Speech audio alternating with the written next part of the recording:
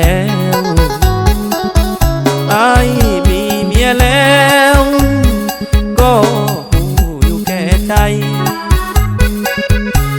บ่อยากเลือกเมียบ่อยากเสียน้องที่เฮ็ดจังใดถ้าอายเลือกได้ขอเลือกน้องทั้งสองคนถ้าอายเลือกเมียก็ต้องเสียน้องคนที่หักใจมันลำบากคิดหนักวุ่นวายสับสนแต่ว่าตอนนี้อยากเก็บไว้ในใจสองคนอายหักหน้าบนเมียอายก็หักคือกัน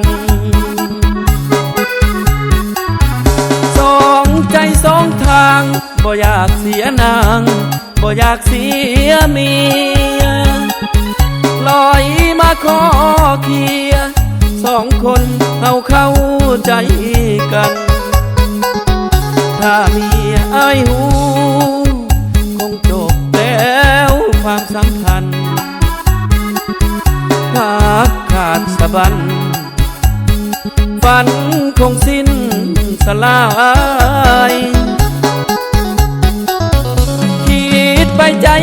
เพียอยากเลือกทั้งเมียอยากเลือกทั้งน้องสองคนป้องดองเป็นเอื้อยเป็นน้องถ้าเป็นไปได้สิลอยเมียมาไปหาน้องบ่ต้องน้อยใจหากเมียเท่าใดอายก็หักน้องเจ้าเท่านั้น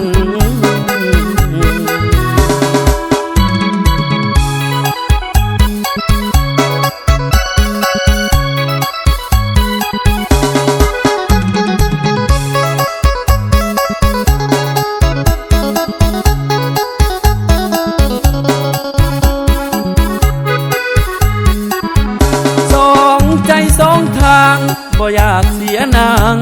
บ่อยากเสียเมียลอยมาขอเคียสองคนเข้าใจกันถ้าเมียอายหูคงจบแล้วความสัมพันธ์ขาดสะบั้นฝันคงสิ้นสลายคิดไปใจเพียอยากเลือกทั้งเมียอยากเลือกทั้งน้องสองคนป้องดองเป็นเอื้อยเป็นน้อง